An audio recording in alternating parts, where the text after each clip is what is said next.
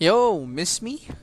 I was actually planning to do a live stream, but I'm too busy and lazy to properly set up, and I'd probably quit it quick.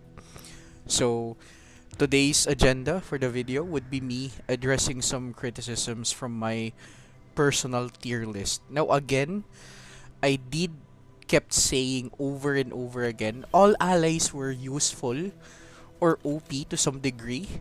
But the problem is certain allies are just way more useful than others and some are heavily reliant on the players getting multiple copies.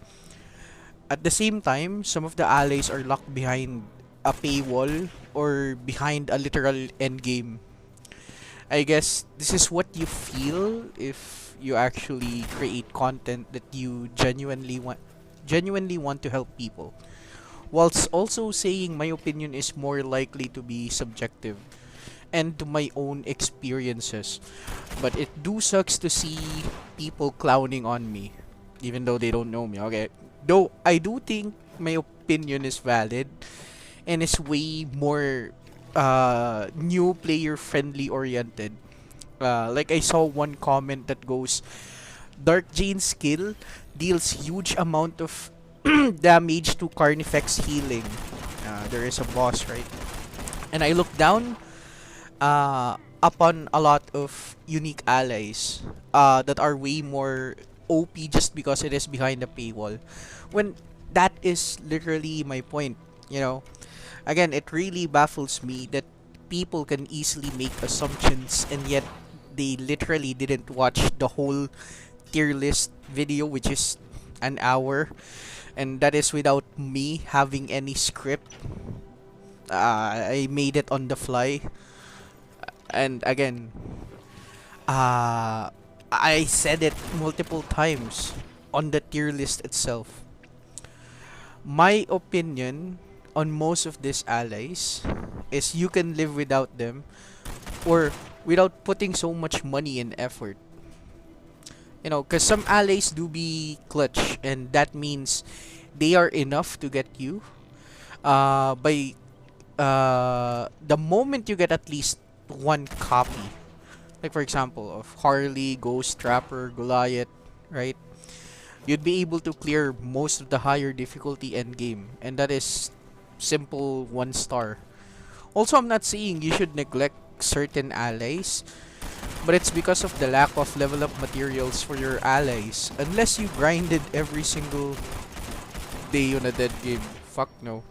With no possible updates in the future, right? Zero. Aside from the lack of level up materials, no matter how much you say a certain ally is OP than the other, the problem would be the ally gears and what kind of ally can usually wear all of the gears, because most of them not wanting so much mastery damage or even crit damage. You know, my definition of a goated ally is when you can freely use that ally, you know, literally abuse him, use him on every content on the game, on every location, on every daily grind that you can use. Like for example, what's the point of trying to level up a certain ally when he or she that certain ally's job is only to deal a certain enemy. By the time you kill that boss, you know, pack it up, you're done.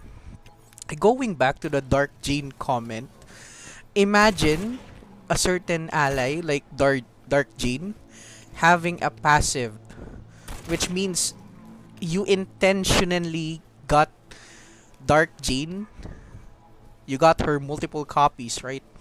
And her third passive increases the damage of arc facilities, where her own aberrated damage doesn't even affect bosses. She literally can't even damage bosses. So what's the point? Right? Fucking useless. At the same time, I think people do be forgetting that the game punishes you the more you take your time killing bosses. Like, sure, you can kill Stoker or some other bosses like Torrid Butcher about 2.5 or even 3 minutes, like sure, it doesn't feel very long of a boss fight, right? But again, uh, the same, the game literally hates it when you survive on such long periods of time. It actually punishes you. The best example would be secret floors. Like, look, the only way to win is just survive, like literally survive until the timer runs out.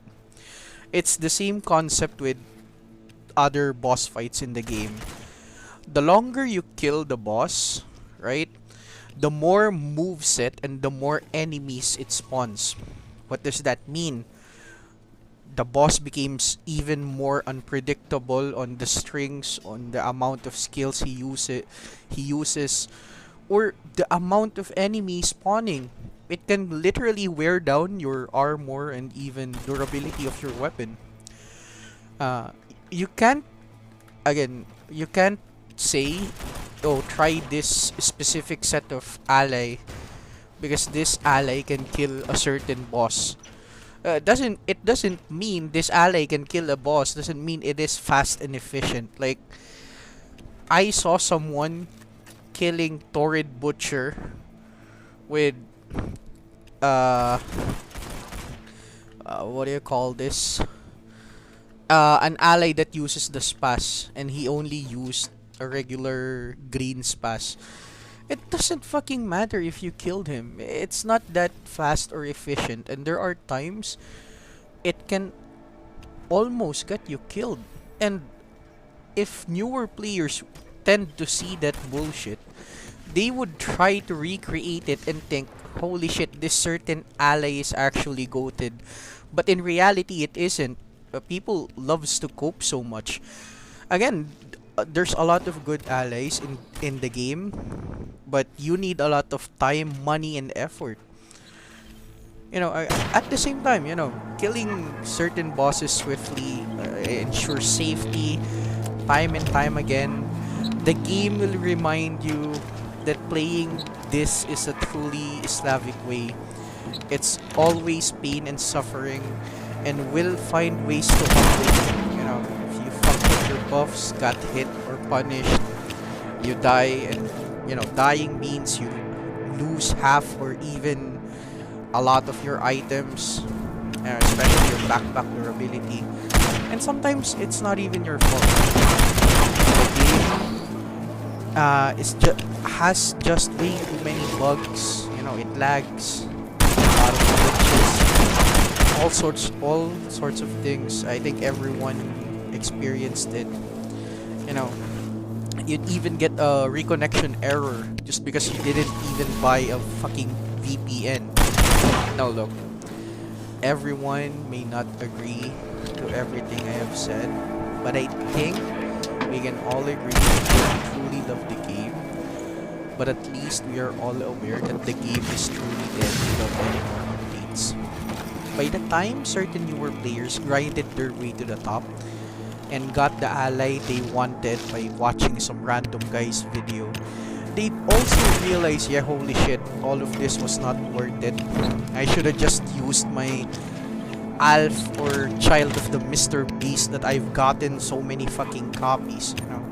And final note, regardless if you quit the game or visit it from time to time, I just hope you guys are still having fun. There's still a video left running. Enjoy it. Peace out.